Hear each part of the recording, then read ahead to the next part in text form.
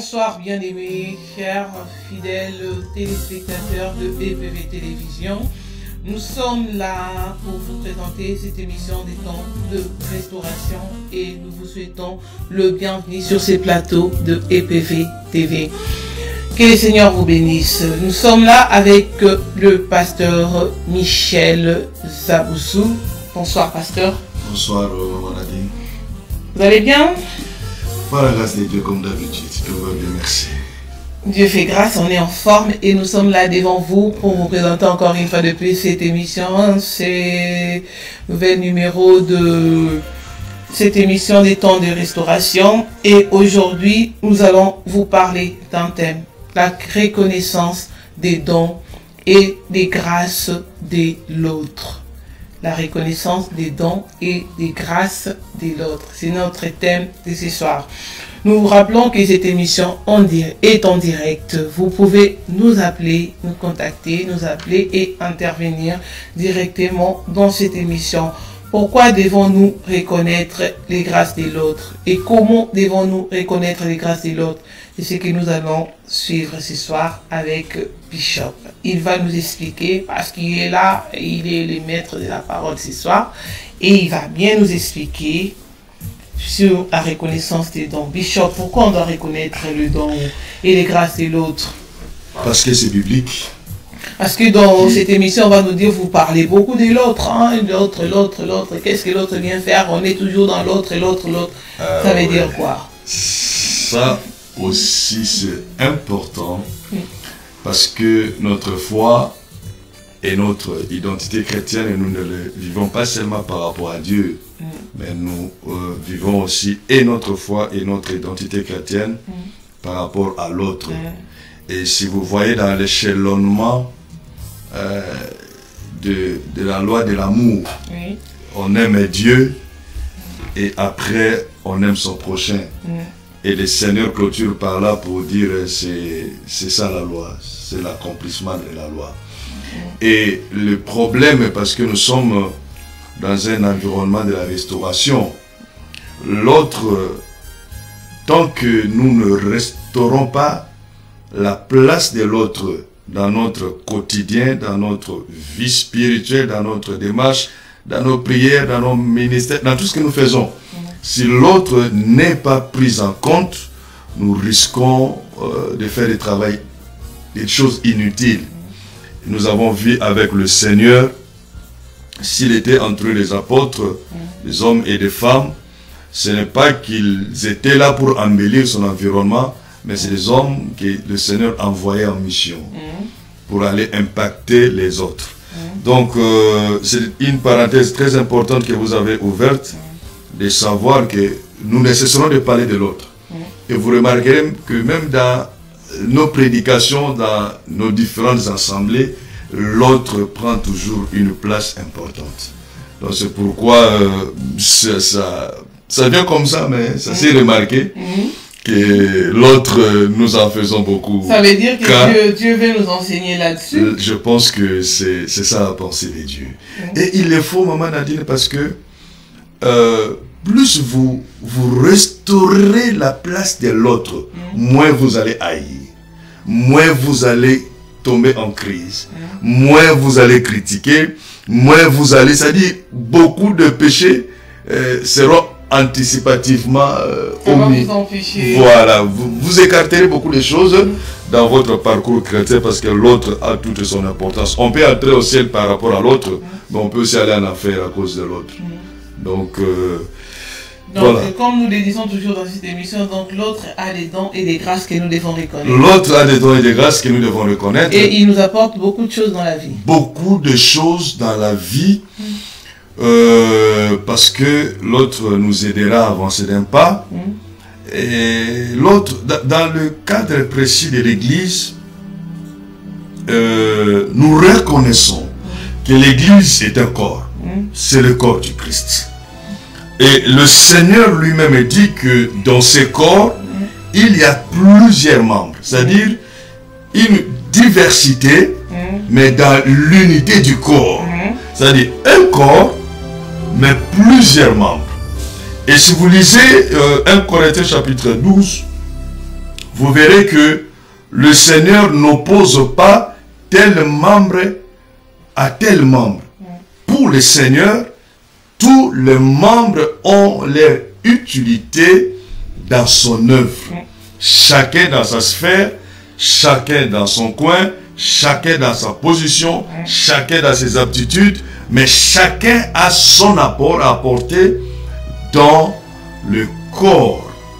Mais qu'est-ce qui fait que nous devons, sinon nous devrions parler de cette reconnaissance aujourd'hui, parce qu'on en trouve de moins en moins dans le couloir de l'évangile.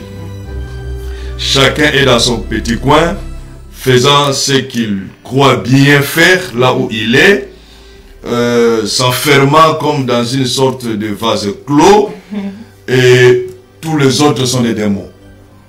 Tous les autres sont des mauvais, tous les autres ne savent rien, tous les autres sont des incapables. C'est-à-dire, tout le mot de l'évangile, ce sont les autres. Et vous pensez qu'en réfléchissant ainsi, ces gens-là ont tort? Je vais nuancer ma réponse. Je vais répondre par oui, mais en même temps par non. Ils ont tort. Pourquoi ils ont tort? Parce que si nous fermons hermétiquement notre environnement ministériel, notre environnement chrétien, nous allons passer à côté des autres bénédictions qui nous étaient destinées, mais que nous ne serons plus en mesure de profiter parce que nous avons fermé la porte. Et peut-être par prudence, ou peut-être par simple orgueil, parce qu'on s'est dit, je suis ok, je suis parfait, je suis plein dans la position où je suis. Mais je peux aussi dire qu'ils n'ont pas tort, peut-être parce que il y a tellement de bavures dans le couloir de l'évangile qu'on est devenu chacun de plus en plus prudent, et cette prudence a conduit peut-être à fermer ou à s'enfermer dans sa position. Mais je pense que le remède, sinon la solution à cette situation, c'est que chacun devait être à l'écoute du Saint-Esprit. De manière à ce que lorsque il y a un besoin, une intervention, une approche, une opportunité, si elle vient de Dieu, cette opportunité-là, pour qu'on sache en profiter. Mais si c'est aussi un piège de l'ennemi, pour détruire, pour saboter, pour embêter l'église ou l'assemblée locale, et comment aussi savoir éviter cela? Parce qu'il est vrai, beaucoup de communautés ont souffert, sinon qu'elles souffrent à cause de cette volonté de s'ouvrir à 100%, mais après, ils sont déçus avec le temps. Et moi, je pense que de l'autre, on peut toujours tirer de bonnes choses, surtout dans le couloir du ministère et dans la vie chrétienne de chaque jour, parce que ce que je ne sais pas, mon frère sait, et il peut m'équiper avec cette connaissance. Au jour d'aujourd'hui, l'apôtre s'oppose au prophète, le prophète au pasteur, le pasteur à l'évangéliste, parce que celui-ci, prêche ça, celui-ci il est fort dans la délivrance, celui-là est fort dans l'enseignement, celui qui est fort dans l'enseignement n'accepte pas celui qui Dieu a donné la grâce de la délivrance, celui qui est dans la délivrance n'accepte pas ou n'avale pas facilement celui qui est peut-être fort dans tel domaine de prédication. Et on est ainsi en train de s'embourber, comme de s'embourber dans le couloir du ministère et de l'évangile, tout simplement parce que ce que j'ai, par rapport à l'autre, j'estime que je lui suis supérieur. Automatiquement, ça bloque même l'appréciation. Ma façon de l'approcher, je viendrai avec un complexe de supériorité. Et avec ce complexe de supériorité, je ne saurais pas profiter de ce qu'il est, et je ne saurais pas profiter de ce qu'il a. Donc, la reconnaissance des grâces de l'autre, elle est vraiment importante.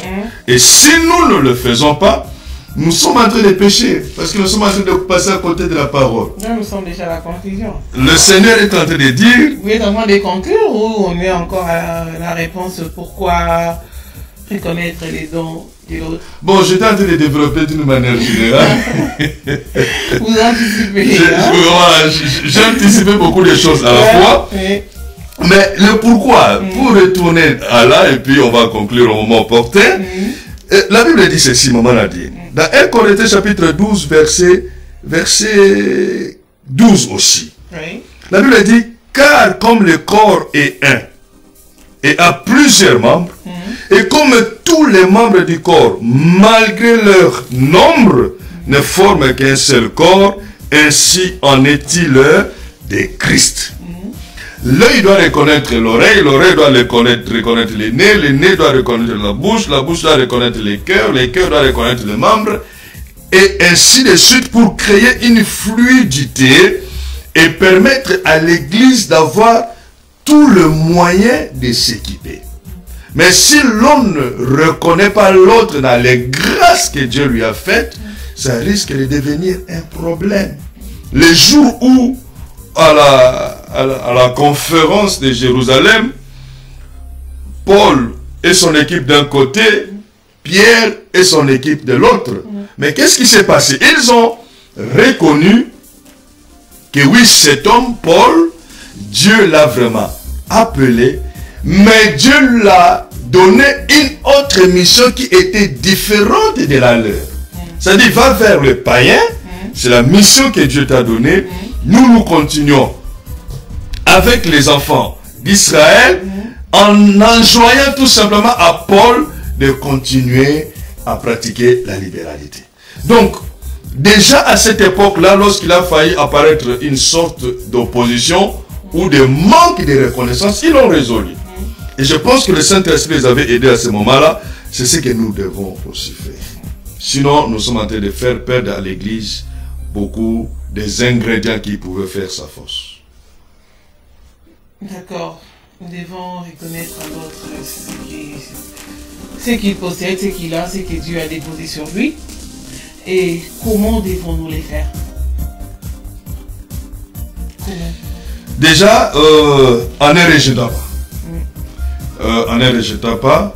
Par rejeter, je sous-entends comme une sorte de dégager l'autre dans son parcours.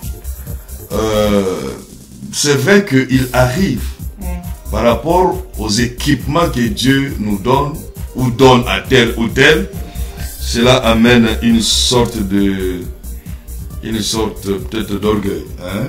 Ça peut amener l'orgueil. J'attends des gens, des personnes dire, moi Dieu m'a parlé, Dieu me parle beaucoup. Dieu parle à tout le monde.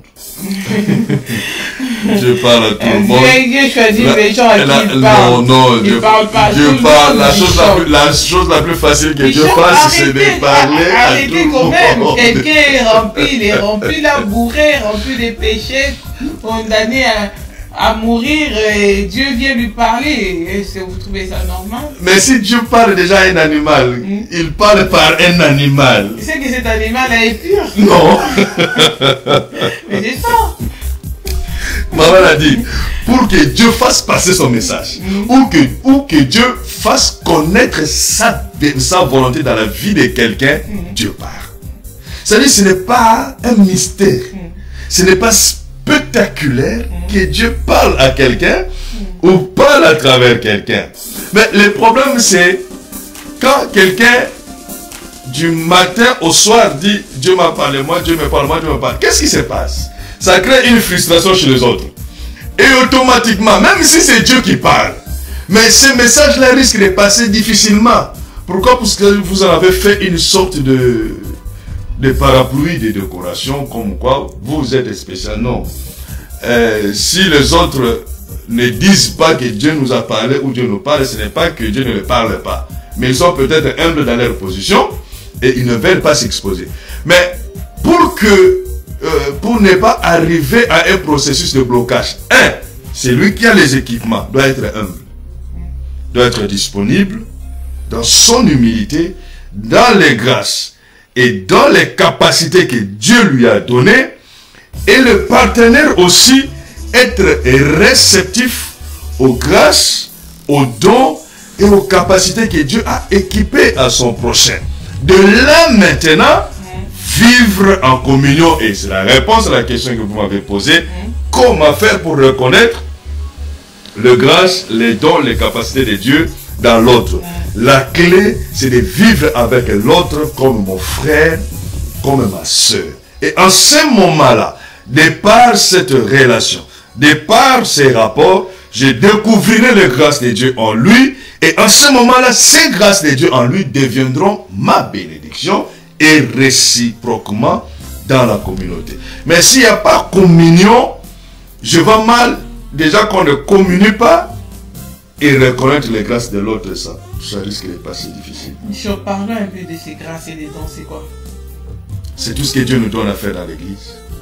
Les grâces qui des fois se manifestent par les capacités visibles, sensuelles ou audibles. Je vais aller un peu banalement. Quelqu'un que Dieu a donné la grâce de chanter différemment des autres. Elle quand elle chante ou lui quand il chante, c'est un peu plus spécial. C'est déjà une grâce, maman l'a dit.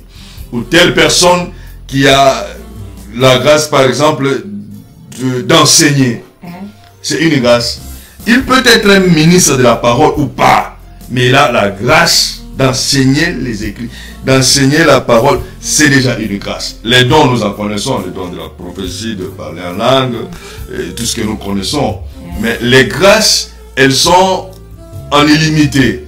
Et c'est ça le mystère de Dieu qui est capable de donner autant de grâces à 1 milliard de personnes. C'est-à-dire tout ce que nous avons de la part de Dieu et qui nous a donné pour le service, pour son œuvre, par rapport à nos appels, c'est ce que nous appelons grâce. Et c'est toujours avec S. Bishop, lorsqu'on commence à reconnaître les dons de la personne, vous ne voyez pas que la personne tombe dans l'orgueil et ça les tue.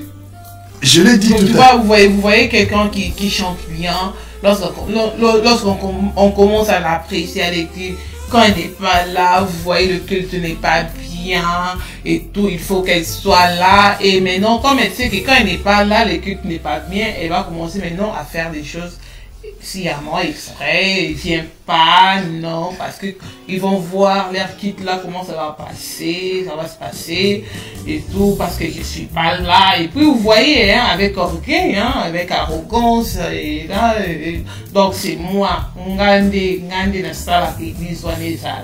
ça existe, ça existe, maman Nadine, et ça existe dans tous les domaines. Même chez nous, le ministre de la parole. On a pris seulement un exemple. Oui. On va arriver chez vous.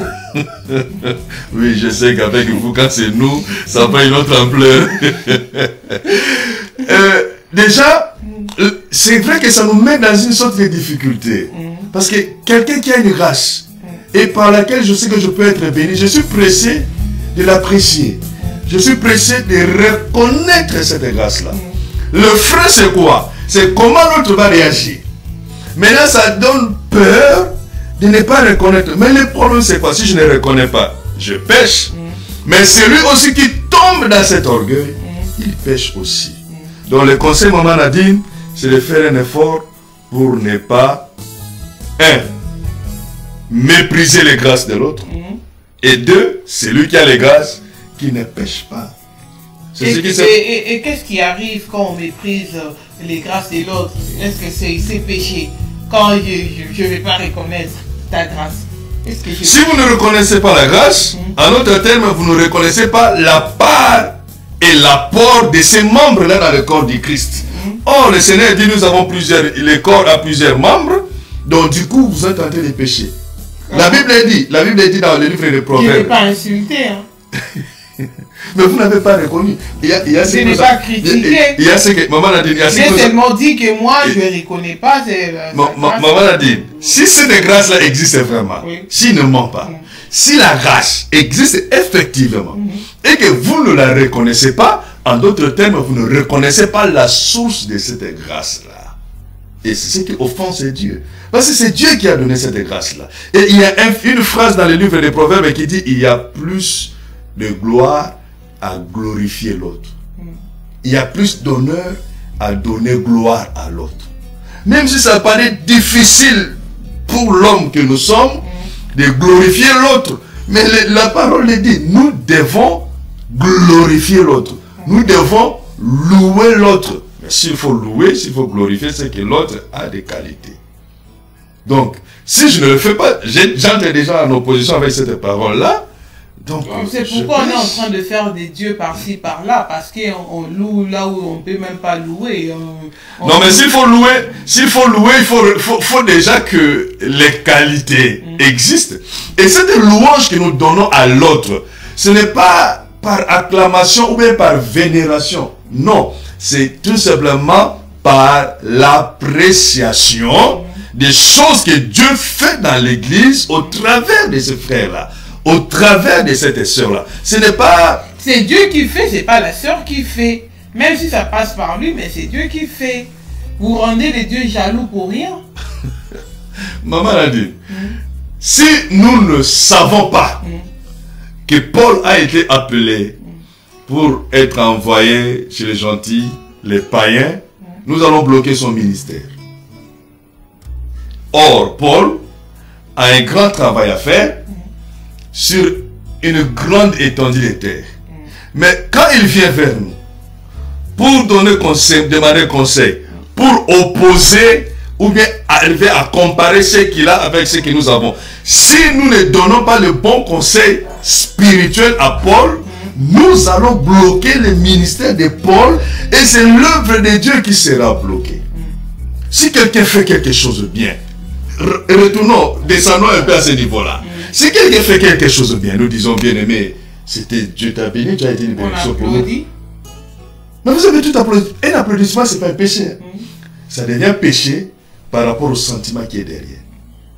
Quand on applaudit ce que quelqu'un fait du bien, quand on apprécie ce que quelqu'un fait du bien, ce n'est pas un péché, mais faut-il encore que le sentiment derrière soit pur et soit sincère, que je suis content de ce que le frère a produit, je suis content de ce que la sœur a produit. Mais la sœur aussi, le frère aussi a l'obligation de l'humilité. Et ça c'est important. L'obligation de l'humilité. Paul dit quelque part, il dit, j'ai été à Jérusalem pour consulter ceux qui sont considérés comme étant la colonne de l'évangile. Mais il dit quelque part, mais Dieu ne fait pas de favoritisme. Autant moi aussi je suis un apôtre. Mais il reconnaît quand même la position de Pierre, de Jacques et de Jean. Ceux-là qui sont reconnus comme des colonnes de l'évangile. Donc imaginez, c'est Paul que nous connaissons avec tout ce qu'il a accompli par la grâce de Dieu. Mais il reconnaît quand même que non, dans ce que je suis en train de faire, il y a de ceux-là qui sont considérés comme des colonnes de ce que je suis en train de faire. Et ce n'est pas pour rien qu'il retourne à Jérusalem de temps en temps pour vérifier et pour s'éprouver par rapport à ce qu'il est en train de faire et par rapport à l'originalité de ce que les apôtres premiers avaient reçu du Seigneur. Si Paul reconnaît, moi aussi je dois nécessairement reconnaître. Est-ce que c'est mon problème si Paul reconnaît? Si Dieu l'a mis dans la parole, merci. Si Dieu l'a écrit dans la parole, c'est que c'est pour nous servir de modèle. C'est pour que ça nous serve de modèle. Mais j'insiste tout simplement qu'il ne faut pas que l'autre qui a les grâces et les dons ne s'enorgueillisse pas. La Bible dit, nous devons avoir en nous les sentiments qui étaient en Jésus. De Dieu qu'il était, il n'a pas regardé cela comme une proie à arracher. Mais au contraire, il s'est humilié. Il est Dieu, mais il s'est humilié. Nous devons être ses imitateurs dans le sens où l'autre nous reconnaissons tel qu'il est, mais nous gardons notre humilité. Je comprends, maman Nadine, votre inquiétude et votre présomption par rapport à l'expérience que vous vivez. C'est-à-dire, dès qu'il y a une grâce, entre guillemets, excellente, dès qu'il y a une grâce quelque part qui fait du bien à l'église, lorsque le don de miracle ça coule, ou les grâces, le don de guérison ça coule, ou des miracles, souvent les concernés ne sont pas loin de l'orgueil. Je reconnais avec vous, mais cela ne doit pas nous amener à dépasser la frontière. Non, nous ne pouvons et ne devons pas traverser la frontière. Nous devons être dans la limite autorisée de la parole. L'autre dans ce qu'il est, nous disons gloire à Dieu, qu'il soit humble, mais que nous aussi nous soyons humbles en reconnaissant ce qu'il est. C'est vous qui soutenez, hein, vous établissez des professionnels et des locaux. Après, quand ça retourne contre vous, vous commencez à pleurer. Le problème, c'est que dans l'église, Maman Nadine, on aura toujours cette double entité. D'un côté, les staffs, c'est-à-dire le personnel, les serviteurs, les équipiers, et de l'autre, ceux qui n'ont pas d'activité ponctuelle ou régulière dans l'église. Mais généralement, ce n'est pas la faute du pasteur. C'est le contexte qui s'est dépassé. Si tout dépendait du pasteur, tout le monde serait serviteur, d'une manière ou d'une autre. Quand celui-là sera en train de chanter, l'autre sera à la porte en train d'accueillir les gens qui arrivent. Peut-être d'autres seront dans le bureau en train d'intercéder pour les cultes. À la fin du culte, un groupe sera en train de nettoyer, l'autre en train de faire les rapports du culte, l'autre en train de compter l'argent. C'est-à-dire, peut-être que normalement, ça devait être comme ça. Mais depuis que l'Église a commencé, même dans l'Ancien Testament, nous n'avons pas connu ça. Quand vous voyez dans l'Ancien Testament, il y a Moïse, plus tard, Dieu investit Aaron, et le travail se limite aux Lévites. Rien que les Lévites. C'est-à-dire Aaron et les Lévites. C'était pas tous les peuples. Quand vous venez dans la Nouvelle Alliance, vous trouvez le Seigneur Jésus avec une centaine de disciples, mais il se retrouve avec 12. Mais cela était toujours. Il ne s'était pas dispersé, même s'il était parti. Mais à un moment donné, il y a eu toujours ce grand groupe à côté de lui, mais avec une équipe de 12. Donc, cette configuration-là va demeurer ainsi, mais ce n'est pas que les pasteurs créent des professionnels. Non. Le pasteur a besoin des hommes et des femmes pour l'aider dans le travail que Dieu lui a donné. C'est à la personne-là de ne pas se considérer comme un professionnel. Il doit faire cet effort-là, de ne pas prendre de galons, de ne pas prendre de la hauteur par rapport aux autres. Le Seigneur a dit aux apôtres les jours où ils étaient en train de disputer pour savoir qui est le plus grand. Le Seigneur a pris un enfant. Il leur a présenté, il dit, celui qui veut être grand, qu'il soit comme ces petits enfants. C'est le bel exemple à suivre. Ils étaient déjà 12. Parmi les 12, proches qui mangent, dorment avec le Seigneur. C'était déjà une élévation. Mais il voulait encore savoir qui parmi les 12 est le plus grand. C'est l'humain, ça c'est la faiblesse de l'homme. Mais ça ne nous dédouane pas de savoir que Paul est Paul, Pierre est Pierre. Mais ça ne nous dédouane pas non plus d'être humble, même si les grâces et les dons abondent. Donc ce n'est pas... la peur ne doit pas nous empêcher de continuer à obéir à la parole. Nous allons obéir à la parole de l'Éternel, quel que soit ce que nous vivons aujourd'hui dans nos églises, dans nos assemblées. Nous sommes là dans les temps de restauration, c'est pour restaurer les familles, les églises, les couples, tout. Donc nous sommes là et nous voulons reconnaître l'autre. Et vous savez que la reconnaissance de l'autre a produit aujourd'hui beaucoup de petites églises.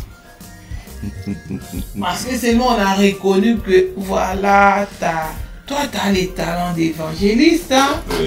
Toi tu as les talents de docteur, hein? Et demain, lendemain, vous le savez, pour moi je suis docteur, hein?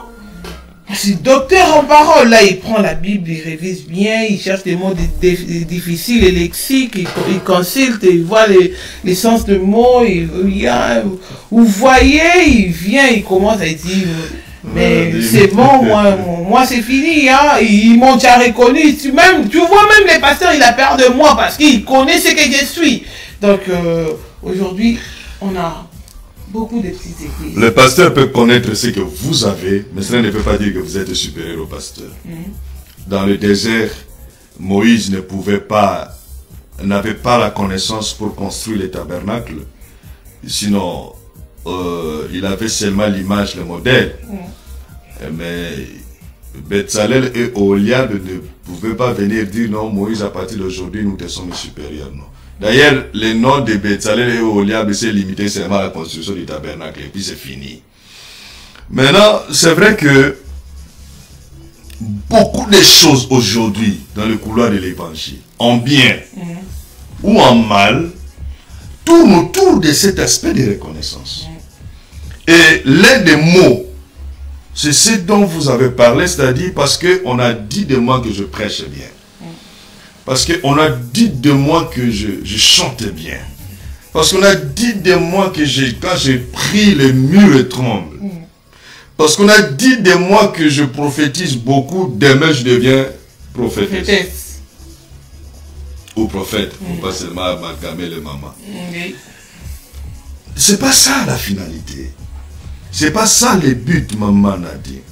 Parce que si ces choses-là devaient fonctionner comme ça, on tendrait à dire, sinon à nous mettre à prier pour demander à Dieu de ne plus équiper des gens avec des grâces et des dons. Or, ces grâces et ces dons, nous en avons besoin pour l'église. Moi, pasteur, j'ai besoin des grâces et des dons de quelqu'un dans l'église. Je ne peux pas filer comme ça et croire que je suis omnisuffisant, je peux tout. Non, j'ai besoin de ces grâces-là. Mais ces grâces-là ne doivent pas devenir comme des tares ou des virus ou des mots contre le Seigneur lui-même encore. Pour que le Seigneur commence à regretter pourquoi j'ai... Non. Vous prêchez bien, gloire à Dieu. Continuez à prêcher bien de la position où vous êtes. Vous êtes un ancien de la parole, gloire à Dieu. Continuez à être un ancien de la parole par rapport à vous êtes. Vous chantez bien, vous nettoyez bien, vous accueillez bien, vous écrivez bien. Tout ce que nous faisons, que chacun le fasse avec zèle, mais dans la position où il est. C'est vrai, ce n'est pas aujourd'hui que Dieu va arrêter de susciter des ministres. Dieu va continuer à susciter des ministres.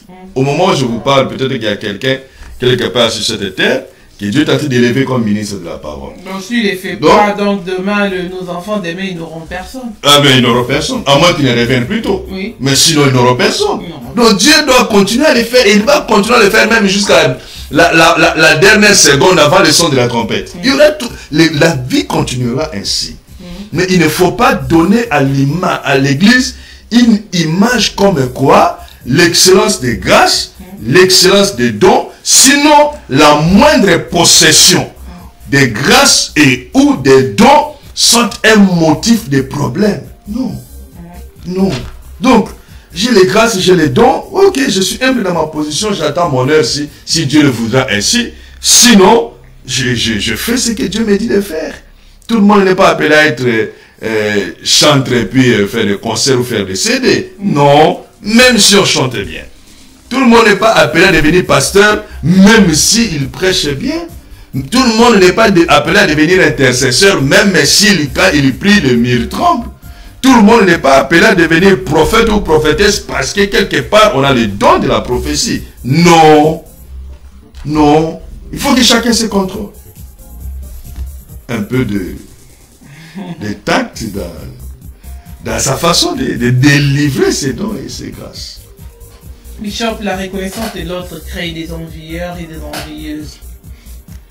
Vous voyez, lui, comme il a ça, il chante, moi aussi je vais faire comme lui, je vais commencer à chanter comme lui. Ça, si on le fait par envie, par jalousie, envie, comme vous l'avez dit, ça c'est un péché.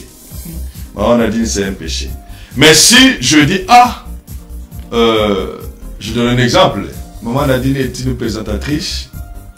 J'ai aussi l'opportunité de faire ce travail. Je vais le faire comme elle le fait. Le faire propre. Le faire bien. Je vais le faire sur son modèle. Si c'est sans arrière-pensée, la jalousie, c'est bien. Mais si derrière, vous dites non, moi je vais taper plus que maman Nadine, vous tombez dans le péché. Et c'est ça l'envie. C'est ça la jalousie. Donc, je vois les grâces de Dieu dans l'autre. Je prends certaines grâces, certaines façons de faire comme un modèle par rapport à mon ministère. Comment prêcher, je vois comment l'autre prêche, comment il délivre son message, comment il explique la Bible. Je peux dire, je peux m'inspirer de sa façon. Je peux m'inspirer de sa méthode. Pourquoi pas l'approcher, lui demander, mon frère, comment tu fais pour commencer ici et atterrir ici? C'est bien. Mais lorsque tu te dis, bon, il a prêché, comme ça, moi aussi, le jour où je vais prêcher mieux que lui. Non, là, vous avez péché. Le problème, c'est que les gens qui suivent, ils pensent qu'ils peuvent faire plus que... Vous savez, généralement, lorsque vous avez 2-3 orateurs dans un séminaire, dans une campagne de quelques jours, qu'est-ce que nous remarquons? Généralement, l'on a tendance à vouloir prêcher en dernière position. Parce qu'on s'est dit, celui qui prêche en dernière position, c'est celui-là qui est considéré comme... on a vécu ça, maman l'a dit. Et vous, j'ai même vu, j'ai entendu, j'ai par expérience entendu un homme dire, non, vous savez, moi... Vous entendez aussi, vous? Et ça arrive. Pas comme vous, mais ça arrive. Il dit, non, vous savez, moi, quand je prêche, il y a des choses qui arrivent, donc c'est mieux que moi je prêche en dernière position. Ça, c'est de l'orgueil. On reconnaît votre grâce. Mais des fois, on les dit... On reconnaît la grâce, mais ça ne doit pas s'exprimer comme ça. Si nous remarquons que non, si vous prêchez en dernière position, par rapport aux grâces de Dieu en vous, ça va être mieux. Nous vous le dirons. Mais ne venez pas dire, non, vous savez, moi, quand je prêche, il y a des choses qui arrivent, donc je veux être à la dernière position. C'est pas ça les problèmes. Les problèmes, c'est savoir donner les meilleurs que Dieu vous a donné. Mais nous qui écoutons, nous qui observons, nous qui suivons, nous devons être aussi prudents, comme vous l'avez dit, maman Nadine. Éviter de tomber dans l'envie. Éviter de tomber dans la jalousie. Combien de fois n'a-t-on pas entendu un homme de Dieu prêcher et par sa prédication, une autre prédication vous est inspirée? Et vous prenez le papier, vous prenez le stylo, vous notez une phrase, une pensée, peut-être qu'il a dite, ou par sa formulation, vous dégagez une pensée, vous notez quelque part. Plus tard, chez vous, ça devient une prédication. Plus tard, ça peut même devenir tout un séminaire. Ça, c'est bien. Mais jalouser les grâces de l'autre, ça, c'est un péché et ce n'est pas bien. De toutes les façons, ça ne vous rapportera rien. Je me souviens, je vais vous donner une anecdote, maman a dit, que j'ai vécu personnellement. Dans une ville ici en Europe, un homme de Dieu était parti... bon, je vais dire, c'est dans une église que je voulais. Pour que l'exemple, l'histoire soit plus logique. On a invité un homme de Dieu pour venir prêcher. Et puis l'homme de Dieu est venu, il a prêché, il a prêché, il a prêché. Il a sué comme tout à la forme. Déjà, en plein milieu du message, depuis le début, c'est comme une pilule qui ne passait pas. Il ne disait pas des bobards, il n'était pas en dehors de la Bible, mais vous savez, si la chose, c'est comme un avion qui est en train de ne sachant où aller. Alors, à la fin de la prédication, il y a une maman dans l'église qui vient me voir, elle dit, ah, cette maman était vraiment sage, elle dit, ah, pasteur, le pasteur, il a bien prêché, hein. Mais en fait, qu'est-ce qu'il a voulu dire? J'ai compris que le même sentiment que j'avais, c'est le même sentiment que cette maman avait. J'ai répondu pastoralement ce que je pouvais répondre. Qu'est-ce qui s'est passé, maman a dit? Le lendemain, mon ami pasteur avec qui nous travaillons ensemble, le pasteur responsable de l'église, il va rendre visite à ces pasteurs-là chez lui à la maison. Par courtoisie, il était venu prêcher chez nous, il lui rend visite. Un jour après, qu'est-ce qu'il trouve? Il trouve un DVD de la même prédication, mais prêché par un autre pasteur. Vous comprenez? Il a reproduit la prédication dans une église. Mais puisque la reproduction était peut-être pour épater, il a échoué. Et il a échoué lamentablement. Cette maman-là a eu le courage de venir demander. Mais les autres dans l'église, sûrement que chacun avait ses grincements dedans. Donc, il faut être souple. Ce qu'on ne peut pas, on ne peut pas. Maman a dit, moi il y a des choses, si vous me demandez, je vous dirai, en tout cas je ne sais pas. Demandez-moi une explication d'un verset. Si je n'en ai pas la conviction, je vous dirai, laissez-moi le temps, je vous répondrai. Et si je n'ai pas la réponse, je vais appeler au secours. Vous êtes quand même les pasteurs, vous connaissez. Non, connaître de A à Z. Oui. Le verset. Il faut mettre la Bible.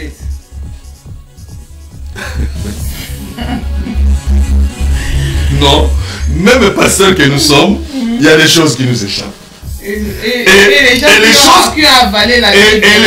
Et les choses qui nous impressionner. Et les choses qui nous échappent là, je vais y répondre. Et les choses qui nous échappent là, c'est toujours un nouveau défi pour aller faire des recherches. Et c'est ce qui est bien. Mais ceux qui ont avalé la Bible, les logos en entier, avec tous les rémas, je ne sais pas. Je ne sais pas. Mais ces paroles-là, sur cette terre, maman a dit, quelqu'un qui a la possession 100% du logos et il ajoute les 100% du réma. Non. J'ai suivi un témoignage d'un pasteur converti, ancien sorcier, qui disait que lui n'était pas pasteur et on lui a fait avaler la Bible quand on lui confiait la mission d'aller construire les églises alors qu'il n'a jamais été pasteur et tout. Il a avalé la Bible. Et qu'est-ce qu'il faisait? C'était devenu comme une récitation. C'était comme une récitation. Qu'est-ce qu'il faisait? Il venait dans les églises pour troubler d'autres pasteurs. Quand toi tu dis quelque chose, lui, il les connaît, lui il commence déjà à dire, mais c'est par cœur. Quand tu commences, toi tu lis, lui il dit par cœur. Quand tu fais ça, lui il vient, il te corrige. C'est pas ça. C'était maintenant pour humilier les vrais serviteurs de Dieu. Pour humilier les autres. Mais lui, c'était un faux, mais il avait avalé la Bible. C'est ça le problème. On peut avaler la Bible, mais si on n'a pas le Saint-Esprit de Dieu, ça sert à rien. La lettre est tue. La Bible dit. La lettre est tue. C'est l'Esprit qui vivifie. Et même dans cette lettre-là, il y a par moments, ça peut échapper. Moi, il m'est déjà arrivé qu'on me le dise, pas une fois. Amé la Bible. Mais maman Dadine, pour vous dire la vérité, je connais mes lacunes. J'ai lacunes, c'est trop dit, mais je connais mes faiblesses. Et quand quelqu'un me dit ça, je dis bon, gloire à Dieu. Et quand je rentre à la maison, c'est un nouveau défi. Chercher encore à progresser, ne fût-ce que d'un iota. Pour prouver. Non, pas pour prouver, mais pour donner. Maman Dadine, pour donner à ceux-là qui attendent de moi ce qu'ils veulent et ce qu'ils attendent. Pourquoi? Parce que dans ma sincérité, si je ne fais pas ces recherches-là, je risque de décevoir. Et je sais que beaucoup entendent vraiment beaucoup de choses, donc je suis dans l'obligation d'aller faire ces recherches-là. Mais par rapport à ça, tout le monde a des limites. On a des limites. Et tout le monde a des faiblesses par rapport à ces choses. Mais tant mieux. Mais donc parlons un peu des conséquences d'une manière générale. Qu'est-ce qui arrive quand on ne reconnaît pas? Je sais qu'on a déjà commencé. Je veux que vous puissiez vraiment éclaircir l'opinion de ceux qui nous suivent en ce moment. Tout simplement, c'est une chose. Nous ratons. Quand nous ne reconnaissons pas la grâce de l'autre, nous ratons la bénédiction. Nous ratons la connaissance, nous ratons la délivrance, nous ratons la croissance, nous ratons l'information, nous ratons. Et ces choses-là que nous ratons, en aussi grand nombre que nous pouvons citer, peut-être que ça ne va plus revenir. Peut-être que ça ne va plus revenir. Je suis pasteur, il y a un autre pasteur qui a une connaissance plus poussée que moi, dans tel domaine par exemple, et qui l'explique bien. Si je ne reconnais pas ce qu'il a et qu'il peut me l'accorder et accorder à mes enfants, moi-même je perds et je vais perdre à mes enfants. Je vais perdre à mes enfants. Donc, permettez-moi de donner ces petits exemples, mais je viens de vivre une expérience avec un homme de Dieu, je vais me permettre de citer son nom, le pasteur Massamba. Je pense que c'est des cas rares. En ce temps qui court de l'évangile, c'est des cas rares. Un homme qui reconnaît la grâce, mais avec une telle liberté et un tel empressement, parce qu'il sait qu'il est béni et il sait que derrière lui, des hommes et des femmes sont et seront bénis. Vous comprenez? Donc, si je donne le cas du pasteur Massamba, que vous connaissez bien. Le Camille César. Voilà. Si il ne reconnaissait pas cette grâce-là, sinon ces grâces-là, c'est qu'il y a dans un pan de son ministère et dans un pan de son mariage, dans un pan de son église, il y a quelque chose qui aurait manqué. C'est comme des bouts de tissu, mais qu'on ne peut pas joindre parce qu'il y a des pans du milieu qui n'existent pas. C'est exactement la même chose avec nous tous. Lorsque nous ne reconnaissons pas la grâce de l'autre, dans ce que Dieu a mis en lui pour nous église, et pour nos assemblées respectives, nous sommes en train de rater des choses, de rater des opportunités, de rater des bénédictions. Nous ratons tout. Nous ratons tout, maman a dit. Peut-être que les miracles allaient passer par là, nous ratons. Peut-être que la guérison d'un tel allait passer par là, nous ratons. Moi, maman a dit, moi je ne me gêne pas. Je ne me gêne pas de dire à mon enfant, là il y a la bénédiction, va. Non, je ne me gêne pas. Je me réserve seulement si je ne suis pas sûr. Je préfère me taire. Mais si je suis conscient que sur cette piste il y a la bénédiction, maman l'a dit, je n'hésite pas. Même si c'est tout simplement pour que mon enfant soit informé des choses de Dieu. Parce que je dis, quand il va revenir, c'est moi qui serai béni. Il serait davantage équipé avant son départ. Et l'église et moi-même, je serai béni. Qui sait, si c'est que je n'ai pas pu donner à mon enfant, un tel autre peut le lui donner par la grâce de Dieu. Parce que c'est comme ça que Dieu fonctionne. Alors pourquoi je bloquerai sa bénédiction? À cause peut-être d'un certain petit orgueil, je les accapare dans mon petit coin, comme un chef coutumier. Ah, vous êtes tous des chefs coutumiers, mais vous non. les pasteurs, vous aimez bien, vous êtes des égoïstes, les pasteurs. Ils aiment bien s'accaparer de tout. Maman a dit, d'un côté, il y a la peur. D'un côté, il y a la peur que les enfants ne se détruisent là où ils vont. Voilà pourquoi au pasteur, il doit s'assurer que là où il peut vouloir que ses enfants aillent, soit un terrain pur, soit un terrain sérieux, soit un terrain sincère, parce que là où ces choses existent, Dieu étend sa grâce et tout le monde est béni. Mais c'est pas que nous sommes tous des chefs coutumiers, c'est pas vraiment ça. Comme des chefs coutumiers, c'est vrai, il y en a qui sont comme ça. C'est-à-dire, dans son précaré, je connais des églises ici à Paris, où rien, personne ne vient et personne ne sort. Même si vous avez la grâce, Dieu vous a appelé, ça c'est confus, vous ne sortez pas, vous êtes là. J'en connais. Ça aussi, c'est pas bien. Mais c'est bien aussi, ça ramène la discipline. La conséquence, c'est quoi, maman Nadine? Par rapport à cette église-là, ces églises-là, c'est l'hémorragie. À un moment donné, ça ne tient plus. Et ça va exploser. D'une manière ou d'une autre, parce que quelque chose qui vient de Dieu, nul humain sur terre n'a le droit de bloquer. Et si vous bloquez, un jour, ça va se retourner contre vous. Mais personne ne peut aussi se dire de lui-même, il vient un jour dans l'église, il dit, pasteur, moi je pars parce que j'ai été appelé. Non. C'est la rébellion. Même moi, je ne permettrai pas. Mais si Dieu me dit que tel ou tel, Dieu l'a appelé, ça, ce n'est que la première étape. La seconde étape, c'est de chercher maintenant à savoir, moi et lui, mais plus moi, pour ne pas l'induire en erreur, à quel degré Dieu l'a appelé. Soit Dieu l'a appelé pour être ministre de la parole et continuer à servir Dieu dans l'église là où il est avec toi. Il devient un pasteur assistant. Soit que Dieu l'a appelé pour qu'il aille le servir dans une autre église, mais toujours dans la même vision. Donc il continue à être votre pasteur assistant, mais dans une autre église. Dans cette église-là, il est pasteur responsable, mais par rapport à vous, il est collaborateur. Troisième dimension, soit que Dieu l'a carrément appelé pour qu'il se détache de vous et qu'il commence un autre embryon quelque part. C'est Dieu qui est souverain. Ces choses-là, il faut les vérifier. L'important, ce n'est pas seulement l'appel. L'important aussi, c'est la suite de l'appel. Les degrés, le positionnement, comment est-ce que Dieu veut cette chose-là. D'accord. C'est vrai, à un moment donné, il faut aussi les visionnaires, vous aimez bien retenir les enfants. Comme tout parent.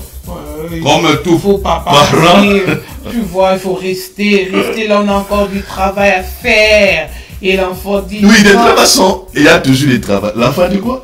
L'enfant dit, moi aussi, j'ai l'appel, je dois partir. Non, il faut attendre que le Seigneur me parle aussi à moi.